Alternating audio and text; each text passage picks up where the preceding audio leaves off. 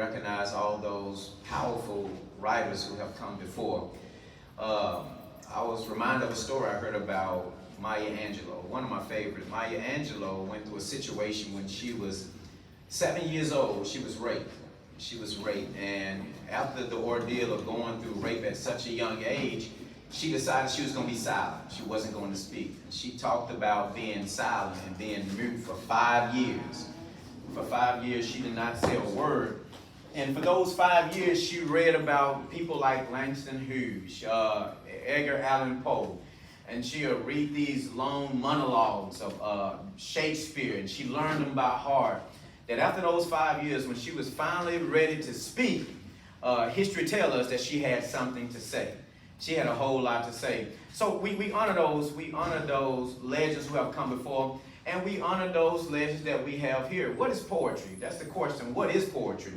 Many people think it's just paper, words on a sheet of paper, or words that's coming from somebody's heart. I got up at 5:30 this morning, and I went to the Tennessee River. That's my moment of meditation. And I saw this elderly lady standing on this big rock with a cup of coffee in her hand. And she was glancing at the Tennessee River while the sun was rising in the east. And I said to myself, that's poetry in motion. And then I realized I seen this elderly white brother who was on the water just going down the river about 50 miles per hour. He didn't have much hair on his head, had a little patch of hair right there. And it was blowing in the wind. And I said, he's retired, he's living life. That's poetry in motion. Poetry in motion is somebody like my brother Johnny Blue. Raise your hand, Johnny. When he's playing with his group and he's playing his famous songs and things that touch the soul, that's poetry in motion.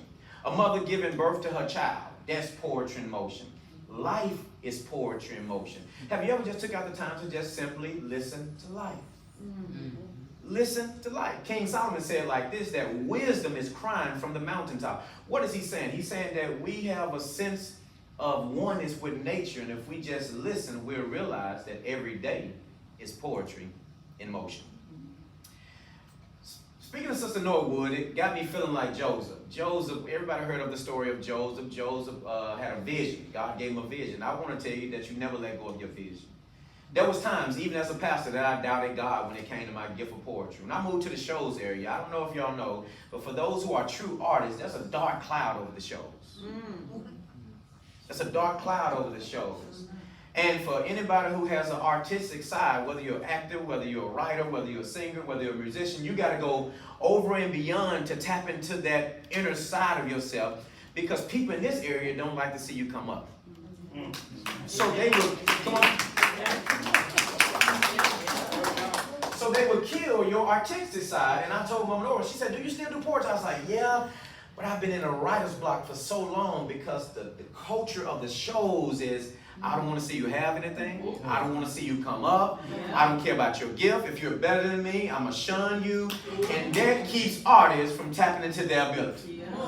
And so you don't know how much this means to me. I feel like Joseph, when Joseph told the dream of the butler, and he told the dream of the chef, and the Bible says that he told the one man, when you get to a place of blessing, don't forget about me. Amen.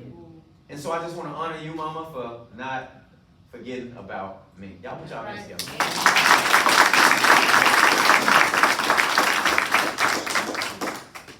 Back in 2007, I graduated from high school. Somebody said, oh, baby, you're so young.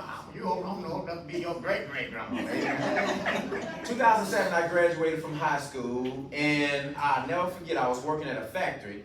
I had my second child on the way. Here I am at 17 years old. My second daughter's on her way. I had $500 saved up to my name. Growing up in Mississippi, God, they raise your hand. That's my brother. He's from Mississippi also. Amen. Mississippi in the house. $500 saved to my name. And I was like, Mama, you know what? And I had just got in trouble. We got into a big fight. At 17, I was facing 15 years in prison.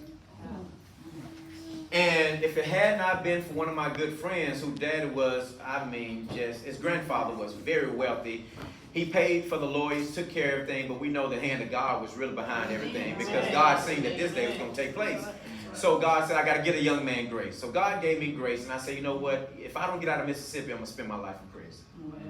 Mississippi is closed-minded. Alabama and Mississippi are very close connected. I was reading a book called Mississippi Conflict and Change. And in this book it talked about these type of southern states, they shun anything that brings creativity.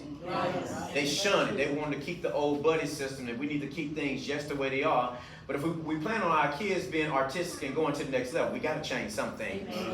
And so I was 17 years old, and I looked at my mom. I said, Mama, I'm moving to Florida.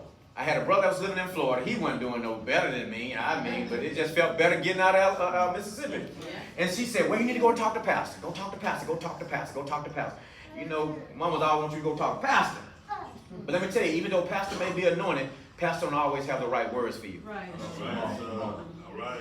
And so I went and talked to pastor, and he said, man, son, I prayed and God told me that, it's not meant for you to leave Mississippi. You got to stay, and that's not a good idea for you to leave Mississippi, and you just ought to stay. That's what I hear the Spirit of God telling me. That's what I hear the Spirit of God telling me. And never to make fun of the man of God, because now I myself am a man of God. And I went back home. She said, what did the man of God say? He told me that God spoke to him and said, I shouldn't leave Mississippi. I need to stay in Mississippi. She said, so what you going to do? He said, this is the one time I got to be disobedient to the preacher. I got to get out of Mississippi. We didn't have GPS then. We used to have MapQuest. And you had all the directions on a sheet of paper. And I remember using an ink pen. My brother said, you're going to make a left at this factory right here. And I mean, it was directions like that. And I remember how happy I got when I seen Atlanta, Georgia. Here I am for the first time hitting the road with nobody in the car with me. I feel like a man. I'm in Georgia, and I got to Georgia with no help. And I said, man, this is going to be good. My mama called me when I got to Georgia. I'm going to get to the poetry. And she said, baby, you've been on that road all day. You got a long way to go before you get to Florida. She said, why don't you stop in Valdosta, Georgia, and stay with your brother Sean? My brother Sean was a homicide detective in Valdosta, Georgia. And, my favorite brother was in Florida. That's the one that was running the streets. I wasn't ready to go to the club, so I ain't trying to go to the police house. I'm trying to dodge the police house. We don't get along. Police don't get along. So I said, I called my brother, and he said, okay, I'll meet you. Yeah, come on over to my house. And I end up staying at his house. His best friend was staying there with him, and he was from Mississippi also. His name was Jonathan, and Jonathan said, bro, you ought to go out to a party with me tonight. And I ended up staying in Valdosta, Georgia for 4 years. Wow. My brother ended up losing his job in Georgia. He had to move back to Mississippi. Do you see the hand of God? God knew these things was going to take place. And I was in this factory one day, and I was working for Gill's distribution. I was throwing on the assembly line, and I was just singing while I was throwing. The young man said, hey man, you need to go to an open mic, bro. You can sing. I said, an open mic? What's